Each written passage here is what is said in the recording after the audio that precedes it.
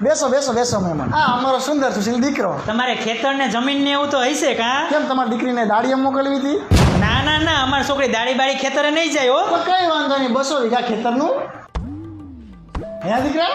ને અમે આવ્યા ત્યારે જોયું તમારે ઘણા ઢોરા હે હો. તો કેમ તમારી છોકરીને વાસીદું કરાવરાવવું હતું?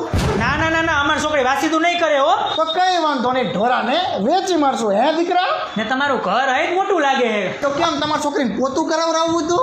ના ના, અમારી છોકરી કચરા પોતા કઈ જ નહીં કરે હો. કઈ વાંધો નહીં, તો તમારા છોકરીના ઢોરાના પૂરા ભરવાનો ઘર છે એની અંદર શિફ્ટ કરી દઈશું. હે દીકરા? ના ના, આવડું મોટું ઘર છે ને મારી છોકરી ત્યાં રહેશે. ઓકે કરો. ને તમારું રસોડું મોટું હશે કા? લોકોના ઘર જેવડા હોય ને એવડું તમારું રસોડું હોય. તમારી છોકરી રસોઈ કરી કરીને થાકી જાય છે એટલે તો એમાં સાધનો હોય. ના ભાઈ ના, અમારી છોકરી કઈ રાંધશે નહીં હો. એને ખાલી મેગી આવડે છે, એ સિવાય કઈ જ કામ નહીં કરે. તો હવે એક જ વસ્તુ બાકી રહી. હે દીકરા? જરાક ઊભા થાવ તો. ઊભો થામ.